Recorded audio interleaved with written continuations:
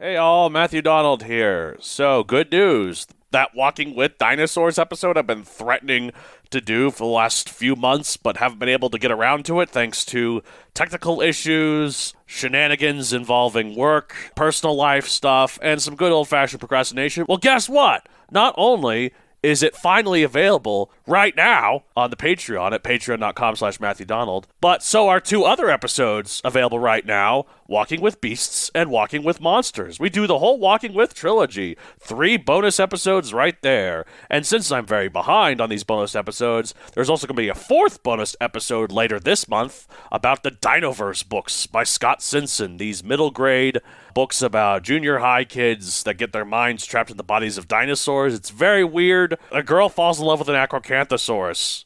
Yeah, that's weird. If you want to hear some of that nonsense, go to the Patreon at patreon.com/Matthew Donald. Link is in the description. Have a good day. Roar, growl, snarl, bellow. Welcome to Paleobites, the podcast as horrifying as the Jurassic Park Velociraptor and as full of fluff as the real Velociraptor. My name is Matthew Donald, and each week I and a rotating series of guest co-hosts talk about and rate a genus of prehistoric animal, be it dinosaur, mammal, arthropod, and so on. This week I am joined by my friend from across the pond, and by pond I mean the Pacific one, not the Atlantic one. It's Ben O'Regan. How are you? Hi everyone, I'm good, thank you. My parents are currently on their way to Australia, so I'll tell them to wave at you if they fly over New Zealand. They probably won't see me. I'm not only near Wellington, but I'm out of the way in a mountainy area in a valley, so Right. hard to see. They're flying from here in Denver to Los Angeles, and then Los Angeles to Sydney. So. Oh, nice. I don't envy them having the land in LA. I mean, maybe it's fine for Americans, but everyone I know from New Zealand or other countries who's gone through LAX friggin' hates it. Oh, I'm sure, but it's just a throughway flight, so I think they just are only there for a bit. Right, fair enough. But My mum had to stop there once to on a way to a flight from there to Dubai and then over to London the UK, to meet my auntie Jack who lives over there, and she hated it. Wait, you've been to Dubai? Was that just a through flight? No, my mum did, not me. Oh, okay. Yeah, because she flew from here to LA and then from LA to Dubai, and then from Dubai to the UK to visit an auntie of mine. Gotcha. Have you ever left New Zealand? Or once when I was very young to Australia to visit the Queensland Reptile Park. Nice. Well, that sounds nice. Yeah, my parents are going to they're going to Sydney, then they're going to fly to Sydney to Melbourne. So. Fun fact: Melbourne is at the same latitude geographically as I am here in Denver. It's just the opposite way. Yeah, so they're going there to Australia, and it looks like you've been in Australia. So we need to talk about more Australian dinosaurs at some points, but it is not this day. But we'll need to do proper research on them. Might even try and find out more on the handful of New Zealand dinosaurs. Unfortunately, they're just fragments. Well, was there even... I mean, look, I know I had New Zealand in my Mixoak books, but that was more like just... I didn't know what else to do with it. I actually think... Didn't New Zealand, the continent, actually rise in the Paleocene? Or was it there before? No, it was before? there before. It was a fragment of Australia, and of course it's the Zealandia continent, so a lot of the Pacific Islands nearby are part of our ridge, but most underwater. During the Cenozoic, New Zealand gradually sunk until it was just a handful of islands, and then it rose back up. Right, because the Zealandia is like one of the biggest continents in the world. It's just mostly underwater. I don't know about one of the biggest, but it's one of the longest. It's a weird... Well, it's one of the biggest it's one of ones, I guess. This big, but, yeah. ugly, misshapen-looking thing when it's above water. Because, we're basically mountains, and so I guess that makes our mountains the mountains of mountains or something. That makes sense. And I wonder if we ever have, like, fancy underwater... fossil hunting submarines, if we could find like dinosaur fossils in Zealandia when we... Oh, yeah, I wouldn't be surprised. As it is, I know we've got some marine reptile fossils like mosasaurs and I think a few plesiosaur type things. We've got a sauropod, a theropod, and I think some ornithopods, but it's been ages since I read I'll on have to them. look into that, because I I know there are that many New Zealand dinosaurs. I'll have to look into that. I think we did mention them, or at least I did when we did that one. I forget the episode because it was a couple of years back now, but when we mentioned potential Paleocene dinosaurs, because I think part of New Zealand, one of our islands, has post-KT dinosaur fragments, very fragmentary ones, but the leading theory is that they're reworked, which is probably the case, but that said, I don't like how dogmatic scientists can get sometimes where they just immediately rule it out as, it has to be reworked. Whole point of science is to question, never hold anything as completely certain. Okay, so it looks like none of the New Zealand dinosaurs have names. Nah, I thought not. There's an ankylosaur, compsognathid, an ornithopod, Joan Whiffin's theropod, and titanosaur. I think our marine reptiles are named because one of them, I think, is named after the Taniwha or Taniwha, depending on how one wants to pronounce it. Serpent-like creature from Maori mythology. Oh, yeah. Yes, I'm looking down here. There are, there's some named, including one I know, Prognathodon. There's a Moanosaurus and a Mauisaurus. Okay, cool. Not surprised by that, given we're on the Pacific. Yeah, so it's like Kawikia. These are all dinosaurs that I know from Ludia's Jurassic World, the game. So. Yeah, if you hear any coughing, I'm not sick. I just lingers for ages after I've had a big period of being sick. No worries. So, are you feeling better? Yeah, just got a horrible feeling in my throat on occasion, which makes me cough. No worries. I will edit out any coughs so feel free to cough if you need to. Cool. I'll try not to, regardless, because it hurts my ears hearing myself cough. That would be helpful. That would be helpful, yes. All right, well, we're not talking about any of these, although we'll save them for another time, I guess, once they ever get officially named, other than, like, the mosasaurs. I guess we can talk about those.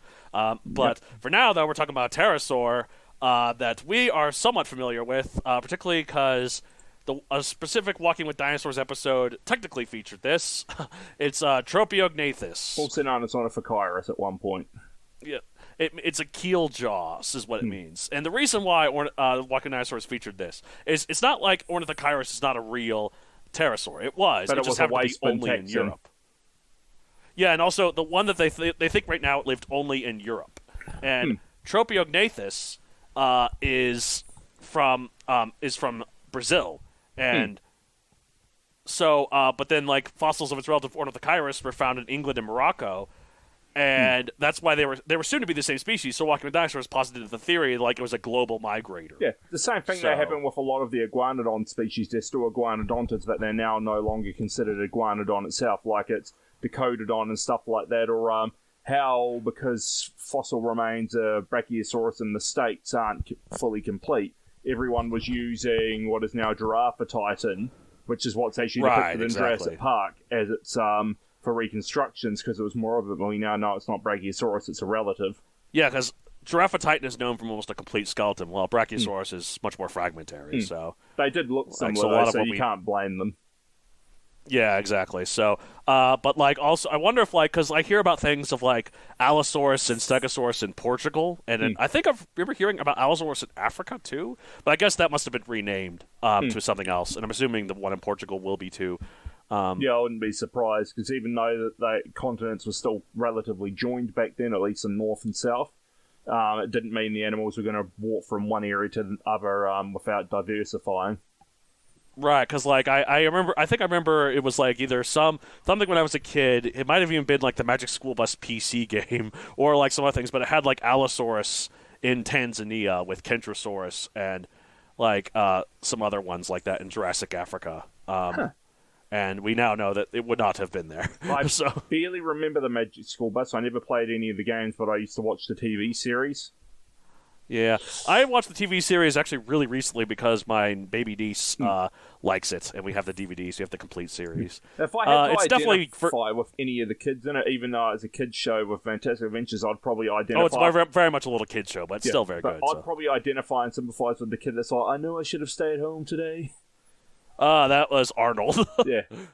They all had their own catchphrases except for Tim. Tim was the one without a catchphrase. But also what I like about is how they kidify very scientific concepts to make it palatable to kids. Like they had a whole episode that was about the light spectrum, and what they did is they had a ping pong table that had different colored eyes to have different colored wavelengths of light to get through like a ping pong table that was all based on mirrors that they had to figure out how to play. The one that really sticks out with me, just because it was bizarre, was the episode where they start learning about like the life cycle and journey of salmon. So they get suddenly get teleported down into the water as themselves inside of gelatin. Oh, yeah, they become salmons. That's right. That was it. Just struck me as quite bizarre. Like, oh, there's one where they turn to reptiles too. They're horrified. Not quite as learn about horrifying as that episode of SpongeBob where him and Squidward turn into snails, but just something about it really freaked me out. I saw the SpongeBob SquarePants movie recently. My fiance showed it to me. I thought it was funny. Which one? There's several of them. The original one, the one that's literally called the SpongeBob SquarePants movie, the one from 2004. Oh, yeah, not the one where Squidward actually comes out and says he's SpongeBob's friend for once. Yeah. No, not that I saw that one when I was staying over at my mate's a few months back. Nice. Yeah. Anyways, all right, Tropeognathus, Keel-Jaw. It's a type is an oh god, this is a hard one. Angheridid pterodactyloid. A group of pterosaurs that also include they include for your Jurassic World Evolution 2 players Colobrorhynchus, Cerodactylus, and Marodactylus. I like the last one because it has 2 A's. I like things with 2 A's. Or 2 D's. I think that's a boob joke. I wrote that here and I don't know why. The largest pterosaurs found in the southern hemisphere, and they're only rivaled by the Asdarchids, if I'm pronouncing that correctly. Yes, the Asdarchids, yes. Yes, and size, yes, they are large, and so the largest in South America. So the largest, it's 28 feet / 8.5 meter wingspan, so whew. Like all pterosaurs, it was a carnivore. Time, Early Cretaceous, 113 to 111 million years ago. Location, like I said, Brazil. So not a very big time span. Yeah, well, I mean, look, to be fair, we don't really know specifically. That time span is more like what we know the fossils to be dated as. Yeah. It doesn't necessarily mean that they were only from that time period, and also if it's a wide range, it doesn't mean it was from entirely that entire time period. It's just like how we date the rocks. Yeah. I only mention that just because I couldn't name any off the top of my head, but I remember reading certain cases where there's some animals that have appeared in the fossil record for sometimes close to 10 million years. Obviously, there's a bit of change in species, but the species itself is still basically there, so basically slowly evolving, whereas others change within that time frame. Well, what I think is interesting is as I've learned more about when researching stuff for this show, and also when I've other stuff like that. When I've been looking up, I've been seeing patterns more often. And one of the patterns I've been noticing is that a lot of Cenozoic mammals tend to be much more global, and they tend to be live in much wider time frames. I don't think it's because they actually did compared to dinosaurs or whatever. I think it's just because since they're more recent, we have more evidence of them. Yeah, it makes sense.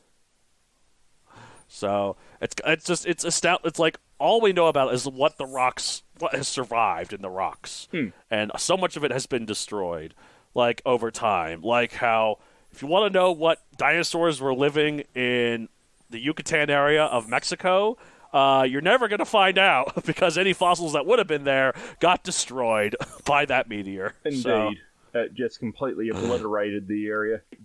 So, as well as in Walking Dinosaurs, it's also in Ark Survival Evolved and Jurassic World the game. So, and in a case of where Walking with Dinosaurs did get things right despite getting the genre wrong, so to speak, name-wise, it did live alongside Tapejara, or Tapejara, however you pronounce it. Yes, it did. Tapejara, yeah, exactly. It very much did, and then that... Yeah, they didn't really explore too much of that part in Brazil. It just was it in the Tapejara. He didn't see any other dinosaurs until he got to North America and Europe, so...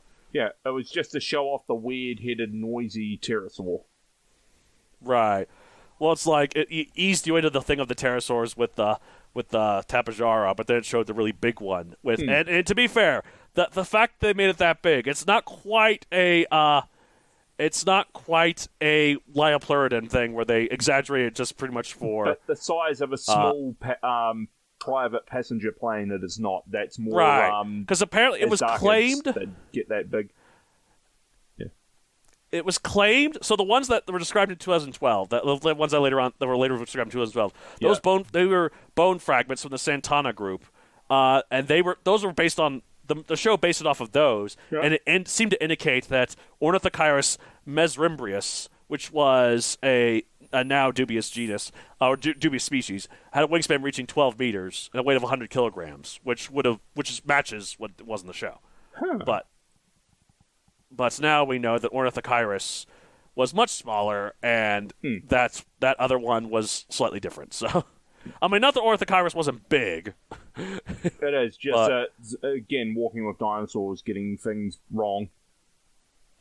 Like, I don't think this one's quite as egregious of a example as the Liopleurodon. Liopleurodon was like all kinds of wrong. This is only slightly wrong. Oh yeah, like there's a big difference between them a lot of slack, but yeah, it is wrong. Yeah, it's like this is only like 75% of the size, as opposed to 1/3 of the size, like the Liopleurodon was. So for the Walking with Dinosaurs one, so because a lot of times when we depict them in the ocean and like depict them like. Looking for fish and stuff. I guess because they think that the sea brings like fronts of air, like they can ride that better. But I don't know if that might not necessarily be true, particularly with the Asdarchids, which we now think were mostly inland predators. Yeah, and when they show them flying now in the few clips I've seen, is it with Prehistoric Planet or whatever it's called, they have a kite-like way of flying. Right. I was wondering about this. I was like, I quite enjoy Jurassic World Dominion, but I thought of a way to make it a bit better and make it slightly more scientifically accurate, and a way to fix the one of the things I think is replacing the Giganotosaurus with a Quetzalcoatlus. I've seen people say a similar one, but their one was like, make it that it's actually a Tarbosaurus and then set up the Therizinosaurus as the enemy, because having a herbivore as the villain would have actually been blimmin' interesting.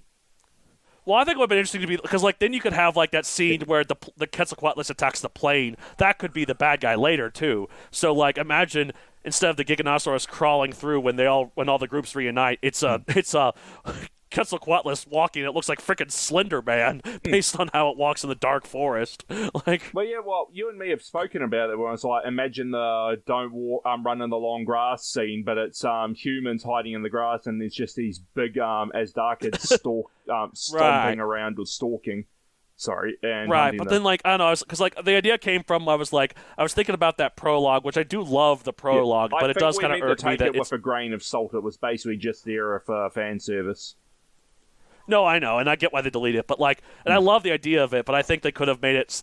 I came up with a way to fix it to make it all scientifically accurate in a way that could also. But then it was like, so I could replace each animal shown with the one that would actually be there in the time with the T-Rex. So at the beginning, instead of Dreadnoughtus, it'd be Alamosaurus, and then the Ankylosaurus would be, of course, be correct, and then. The smaller pterosaurs, I think there were some smaller pterosaurs known there. It wouldn't be Pteranodon, it'd be something else. And instead of the Oviraptor, it'd be Anzu, Anzu, yeah, I know of it. The North American Oviraptorosaur that lived in the Hell Creek Formation. Instead of Nasutosaurus, if you don't want to do Triceratops, you could do Torosaurus. And then instead of the little baby Moros and Trepidus, it could be an Archaeoraptor. And then instead of the Iguanodon, it could be an Montosaurus.